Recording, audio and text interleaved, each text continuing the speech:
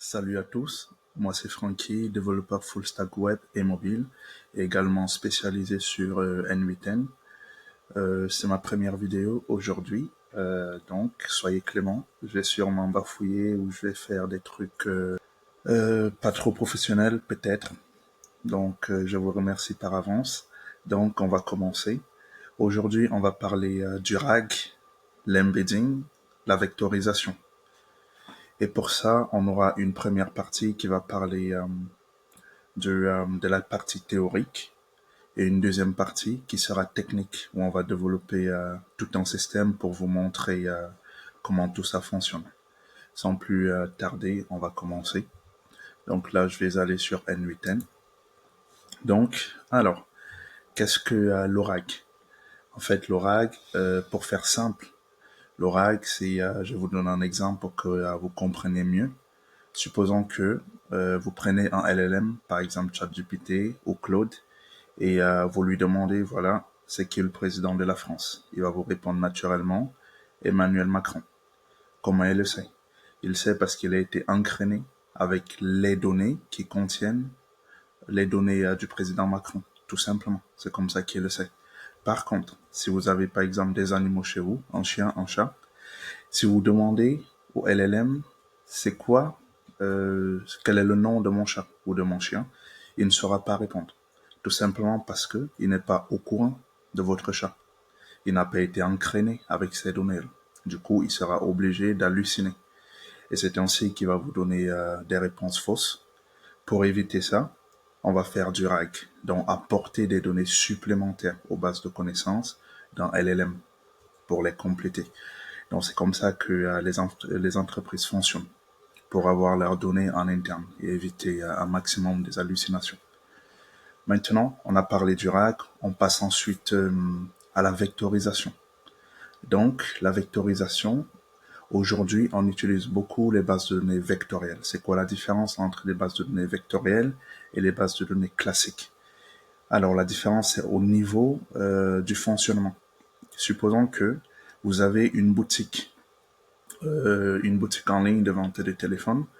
Un client va venir, il va chercher par exemple iPhone de couleur rouge, iPhone 13 de couleur rouge.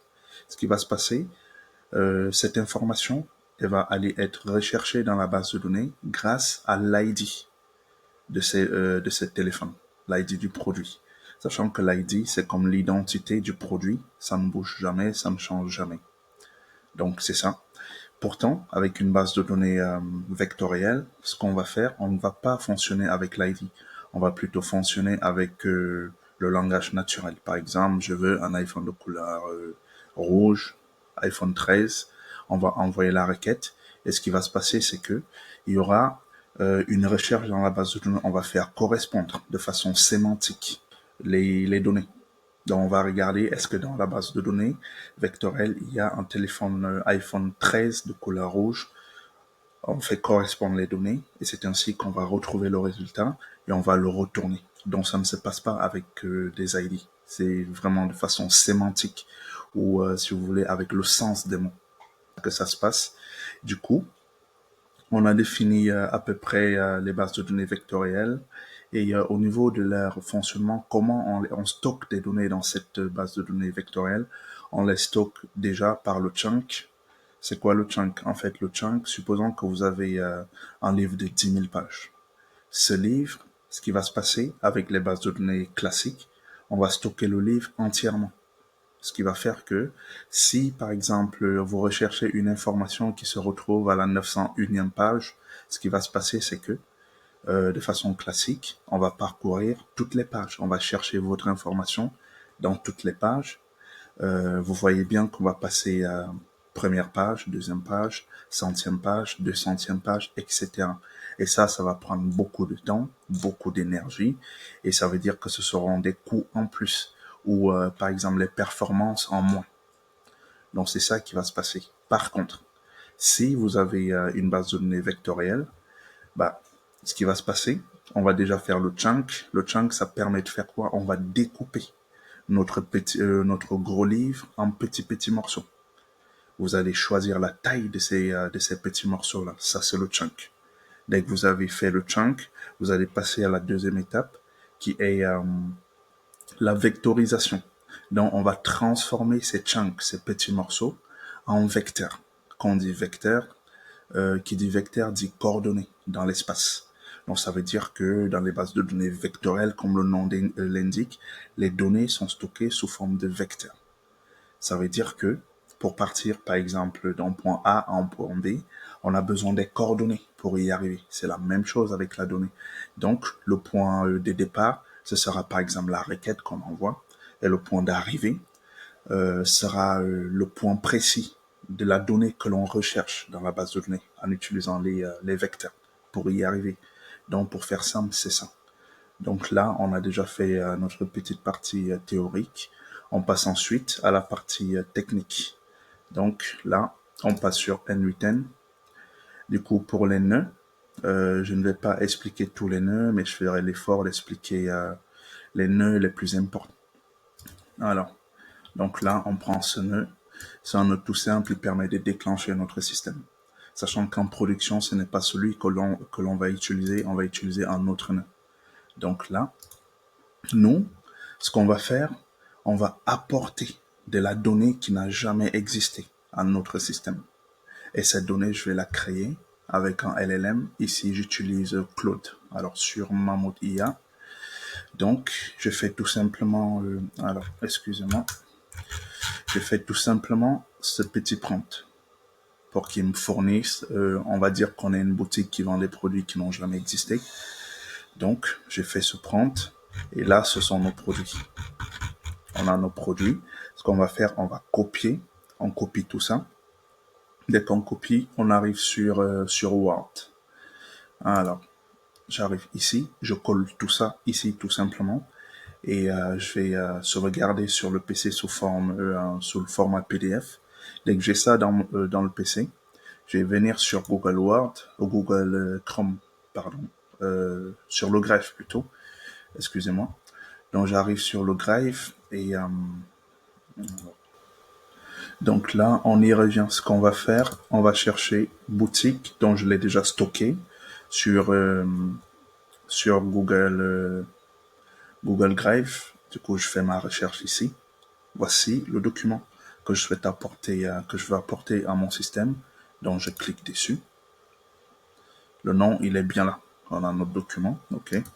Donc, je copie le nom et je reviens sur N8N. J'arrive là. On va utiliser Drive, Google Drive pour ça. On vient sur le nœud. Nous, ce qu'on veut, on veut récupérer ce document de Google Drive. Donc, on va récupérer. Alors, on va remettre ça. Ok. Nous, on va uploader. Ici, je choisis File Folder pour la configuration. L'opération, c'est Search parce qu'on va chercher un document. Ensuite, Search Method. On garde comme ça, tel quel. Et là, on met juste le nom de notre document. Et là, on est bon, on va tester. On lance. Et là, on a notre résultat. Donc là, on a l'ID du document. On pourra s'en servir juste après. Du coup, on va télécharger parce qu'on l'a déjà uploadé, on l'a déjà sur N8N. Il faut maintenant qu'on le télécharge. Alors, Drive, on va le télécharger. On va utiliser Download. Download, il est là pour télécharger. On veut télécharger quoi? Un fichier, file. L'opération, c'est Download. Et ici, on va utiliser From List. Pourquoi? Parce que on a la liste de nos documents, on peut rechercher. Je recherche. Il est là et je clique et on lance. Là, on a lancé. Retenez bien, on va travailler en binaire, binary. On peut utiliser le JSON, etc., etc. Mais nous, on va travailler avec le binary. Donc, retenez bien ça. Ensuite, ce qu'on va faire ensuite, on va passer sur PenCon, qui est notre base de données vectorielle. Donc, on récupère son nœud. Nous, qu'est-ce qu'on veut? On va vouloir ajouter de la documentation à notre base de données. C'est pour ça qu'on va prendre Add. Je clique. Et ici, pour configurer, moi, je suis déjà connecté. Vous, ce que vous allez faire, vous allez cliquer là, Create New Credential. Vous allez cliquer. On va vous demander l'API key, dans la clé de l'API. Du coup, vous allez venir sur Pinecone. Vous allez juste taper ça, chercher sur Google ceci, pinecone.io. Ça va vous ramener là. Du coup, vous allez créer votre compte. Après avoir créé votre compte, vous viendrez juste ici, clé API, vous cliquez. Donc là, j'ai déjà ma clé qui est là, ok. Et là, on clique sur clé API. Vous mettez le nom de votre clé. Ensuite, vous la créez. Et enfin, vous la copiez. Quand vous la copiez comme ça, vous revenez sur N8N et vous la collez là, tout simplement. Ensuite, vous mettez Save et ça va se sauvegarder et vous serez désormais connecté. Donc ça, c'est pour la connexion. Au niveau de l'opération, on veut faire quelle opération? Insert document. À savoir que chez Pinecone, insert, ça veut dire insérer, créer. Donc nous, on va créer ce document dans notre base de données. On va stocker. Donc on va créer. Ensuite, Pinecone index. On passe à l'index. En fait, chez Pinecone, ce qu'ils appellent index, c'est la base de données. Donc on va la créer. Créer un index. Je clique là. Et là, on va donner un nom. Je donne YouTube, par exemple. Ok, YouTube Rag, si vous voulez. YouTube Rag. Je vais juste copier le nom parce que je vais m'en servir plus tard. Alors, ça refuse des espaces. Allez, on met juste YouTube. On fait comme ça. Ok. Ensuite, on vient dans la configuration. On va venir là sur Text Embedding Free Small. On va choisir celui-ci. Pas celui-ci, le large. Pas celui-ci. On prend celui-ci. Il est tout simple. Donc, on le récupère. On le sélectionne plutôt. Ensuite, on va venir au niveau des dimensions. Alors, les dimensions, c'est quoi une dimension? Par exemple, notre monde à nous, on est dans un monde 3D, 3 dimensions. On va dire verticale, horizontale et la profondeur.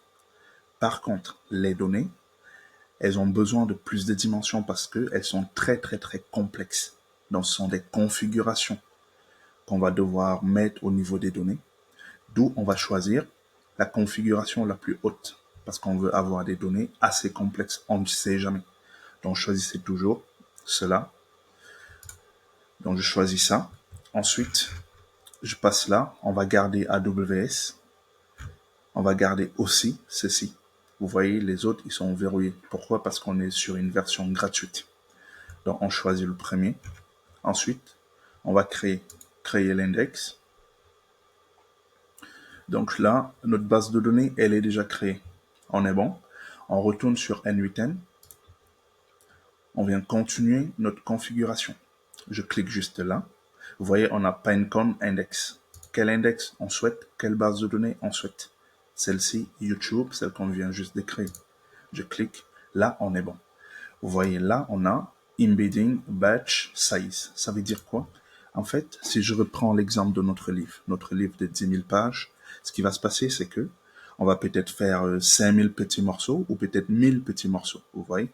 Et cette chunk, il va falloir les stocker dans la base de données. Sauf que si on stocke un par un, premier chunk, on fait une première requête, on va stocker. On revient, on fait une deuxième requête, on va stocker le chunk. Vous voyez, ça veut dire que si on a 1000 chunks, on va devoir le faire 1000 fois. Sauf que ça va prendre du temps, de l'énergie, des coûts, de la performance. Donc, ce n'est pas bien du tout pour notre système. Du coup, nous, on va mettre à 200. 200, ça voudra dire que à chaque requête, on va envoyer 200 chunks d'un coup. Vous voyez que c'est assez rapide. Et pourtant, si on était à un chunk, si une requête met peut-être 2 secondes ou 3 secondes, vous voyez que on va faire 2 secondes multiplié par 1000 si on a 1000 chunks. Ça fait énormément de temps. Et pourtant là, vous allez le faire, ça peut prendre peut-être 5-10 secondes pour le faire. Ça, c'est rapide. Donc là, on est bon. Du coup, on vient là. On va cliquer ici. Tac, on va choisir le premier, Default Data Loader. Là, on est au niveau du chunk, ce dont on vient de parler. Je clique. On arrive ici. Vous vous souvenez, précédemment, on a dit qu'on travaillait avec le binary. Vous pouvez travailler avec le JSON si vous voulez, mais on va bosser avec le binary.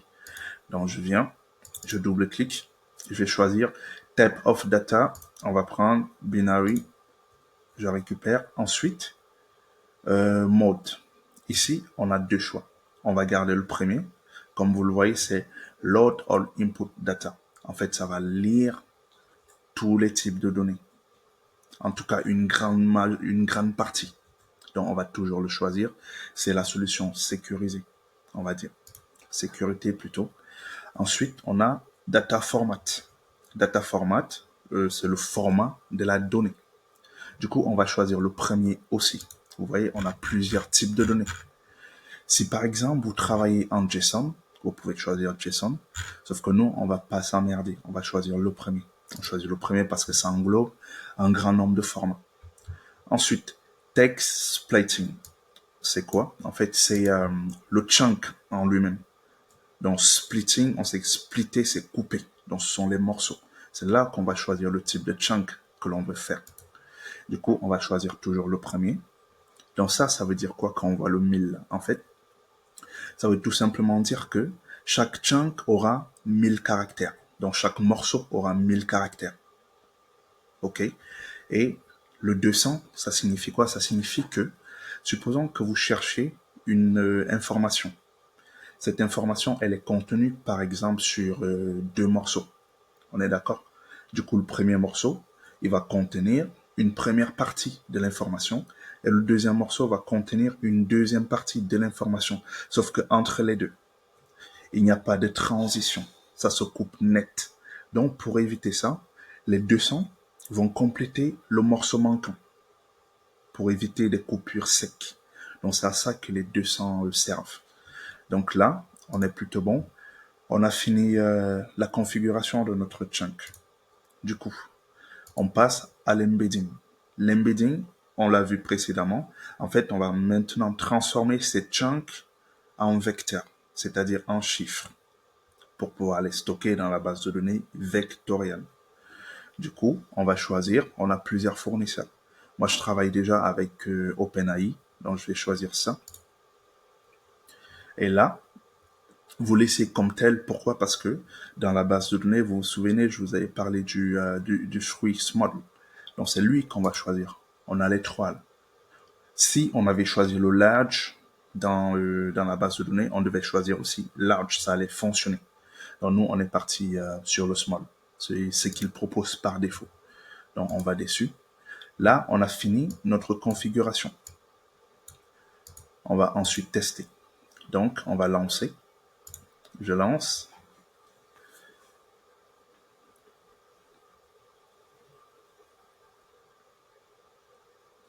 OK. Là, tout est bon. Si vous remarquez, on a 12 items. Ça veut dire que c'est 12 chunks qui ont été stockés dans notre base de données. Donc, si on repart sur Pencon, vous voyez, c'est en train de charger. Donc là, on a nos chunks qui sont là. On a stocké nos données, on les a vectorisées. Donc, on est bon. OK. Du coup, on va passer à la suite. La deuxième partie, vu qu'on a déjà stocké nos données, il faut maintenant se servir de ces données-là. Donc, pour ça, on va prendre le chat. On va faire comme si c'est un utilisateur qui venait consulter les informations, il venait poser les questions. Donc, c'est pour ça qu'on va prendre le chat, sachant que en production, on va pas utiliser le chat. OK? Donc, c'est juste pour le test. Du coup, on est là. Alors, je regarde juste mes notes. Du coup, on va prendre l'agent. On va travailler avec l'agent, un agent IA. Alors, c'est quoi un agent IA? Un agent IA, c'est juste un orchestrateur, pardon. Donc, il va orchestrer notre système. Donc, ce qui va se passer, c'est que ici, il aura ses outils. Donc, il va décider cet outil, je l'utilise. Par exemple, si vous voulez envoyer un email, eh ben, il saura que vous voulez envoyer un email. Il va aller chercher l'outil qui correspond à votre demande pour l'exécuter. Donc, il va orchestrer le système. C'est tout simple. C'est ça l'agent. Du coup, on va lui ajouter des outils. Premièrement, on lui ajoute un chat model. Ici, on va utiliser le 4O.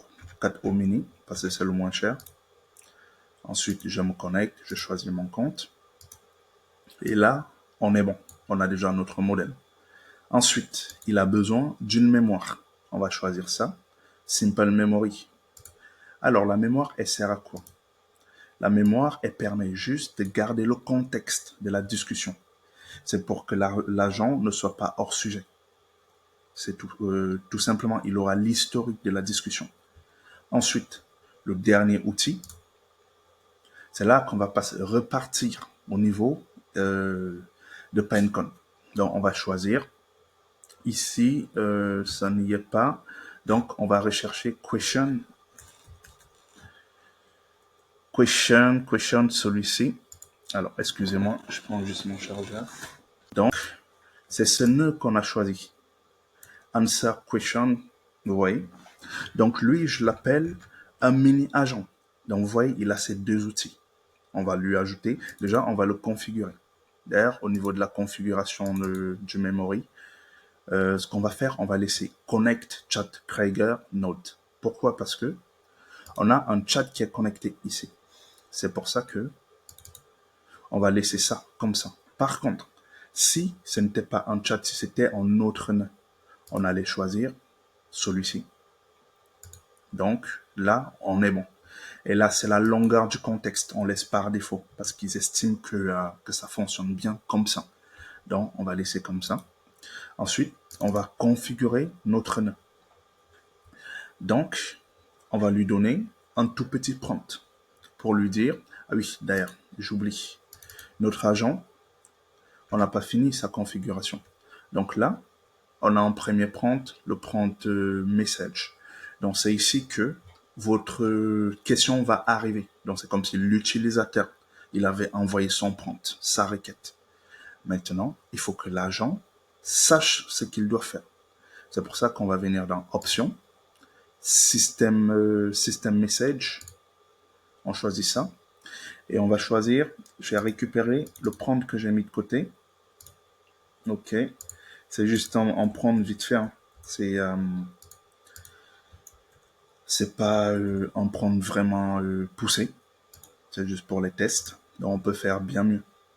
Donc là, j'ai juste retiré C. On va laisser article. Ok. Donc ça, c'est notre prompt. Donc on lui dit quoi faire à notre agent.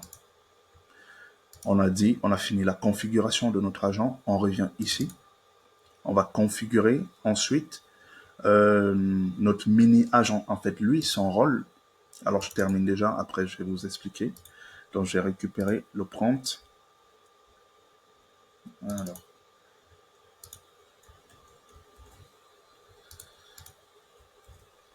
Donc là, son rôle, c'est juste de rediriger. Vous voyez, vous pouvez lire. C'est ça son rôle, tout simplement. Et la limite, ça veut dire c'est le nombre de données, le nombre de chunks qu'il va récupérer pour pouvoir répondre à la question de l'utilisateur. Donc là, on est bon. On va lui ajouter un chat modèle. Après, je vais vous expliquer, vous inquiétez pas. Donc, on va choisir le 4O mini. OK. Je prends mon compte. Tac, on est bon. Ensuite, on va lui ajouter la base de données proprement dite. Notre base de données, c'est PineCon Vector Store. On choisit ça. Je vous montre. Donc, il est là. Là, on récupère vraiment notre base de données.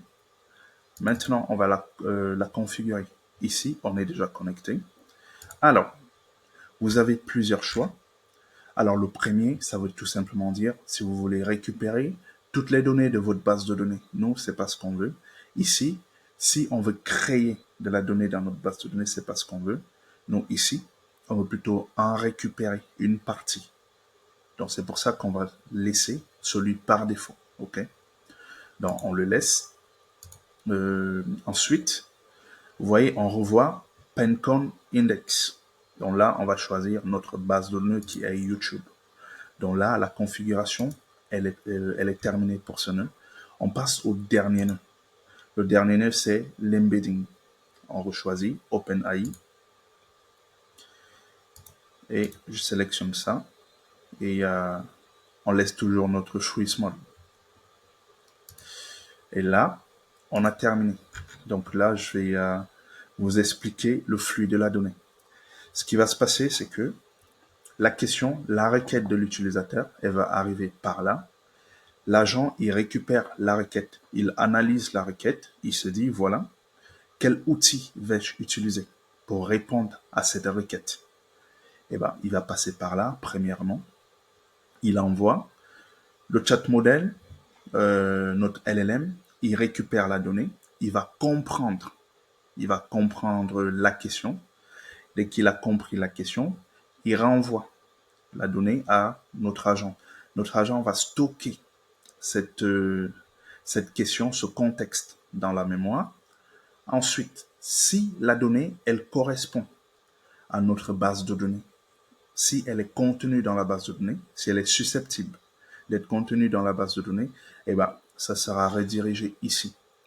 Si ce n'est pas le cas, par exemple, si c'est juste bonjour, eh ben, bonjour, l'agent, il saura que bonjour, il doit juste utiliser ça, ces deux outils. Dès qu'il les a utilisés, ce chat modèle va répondre « Bonjour, comment allez-vous ?» Il renvoie sa réponse à l'agent. L'agent, il stocke dans la mémoire et ensuite, il renvoie la réponse. Donc ça, c'est le premier flux. Le deuxième flux, si c'est une question par exemple, quels sont les produits que vous vendez? On sait que ça, c'est contenu dans la base de données. Donc, ce qui va se passer, ça va arriver là. L'agent, il va se servir de ce côté. Déjà, il va stocker le contexte, il stocke le contexte. Ensuite, la question, elle arrive par ici. Et lui, il va choisir l'un des outils. Donc, il va transférer votre question ici. La question, elle arrive dans la base de données. On va fouiller notre base de données. On récupère la donnée sous forme de vecteur, sous forme vectorielle. Et la donnée, on la retourne ici. On va maintenant faire l'embedding. Non, plutôt. Donc, la donnée, elle va d'abord arriver ici, la question. Du coup, on va la transformer en vecteur parce que notre base de données, elle fonctionne en vecteur. On la transforme en vecteur. On cherche la donnée que l'on souhaite. Dès qu'on a récupéré notre donnée dans notre base de données, donc on va peut-être récupérer 2 ou 3 chunks. Si votre réponse, elle réside dans... en fait, les chunks qu'on va récupérer, ce sont les chunks qui sont susceptibles de contenir la réponse à votre question. Ce qui fait que on va peut-être en choisir 4 parce qu'ici, on en a choisi 4 chunks ici. Les 4 là. Donc on en récupère 4. Dès qu'on les a récupérés, on retourne ici. Et ensuite, on retourne ici. Et là, ce chat modèle, il va analyser. Et là, il va extraire la bonne réponse. Dès qu'il a extrait la bonne réponse, il retourne ici. Ensuite, lui, il retourne la réponse à l'agent. Et l'agent, il va répondre grâce à lui. Il va faire la dernière réponse et il retourne ici. Donc, c'est ça le flux de notre donnée. Donc, on va tester. Alors, ce qu'on va faire, on va repartir dans nos données qu'on a stockées. On va par exemple chercher ce produit, bouteille d'eau à mémoire de source. OK? Donc, on revient sur N8N. On va ouvrir notre chat. OK? Alors, je vais juste déplacer ça ici. On va demander, avez-vous ceci? On lance.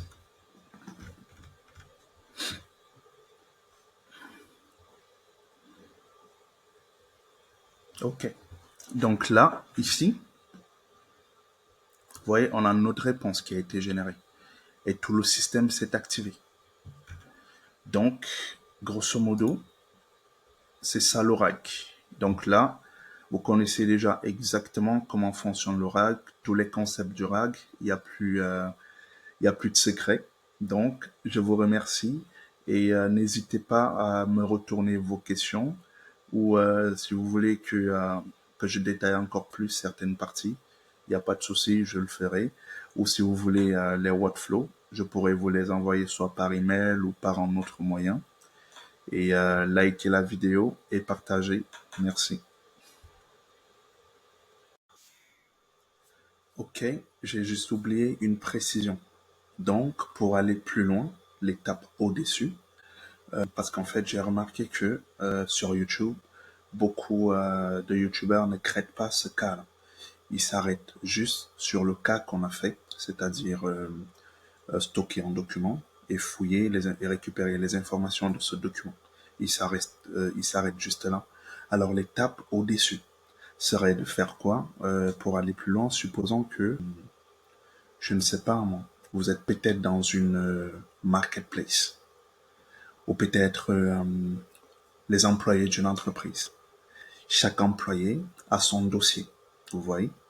Et le dossier, on va considérer que le dossier, c'est un document, c'est-à-dire le document qu'on a déposé précédemment, vous voyez. Du coup, si l'entreprise a peut-être 1000 salariés, ça veut dire qu'on aura 1000 dossiers, vous voyez. Du coup, on ne peut pas fonctionner comme on est en train de fonctionner là actuellement. C'est-à-dire, on envoie juste l'information. Je cherche l'employé qui a telles informations. Vous voyez, on ne peut pas récupérer ces données comme ça. En tout cas, ça ne se fera pas facilement. Du coup, il y a une autre façon de le faire. Ça commence avec cette façon. Elle ressemble vraiment à la façon de faire des bases de données classiques. Ça veut dire qu'on va fonctionner avec avec par exemple un ID ou une information qui va permettre de l'identifier pour aller fouiller, c'est récupérer l'information que l'on souhaite dans son document à lui. Donc c'est vraiment différent de ce côté-là. Donc, si vous voulez aussi que je fasse une vidéo dessus, vous pourrez me dire en commentaire. Je vous remercie.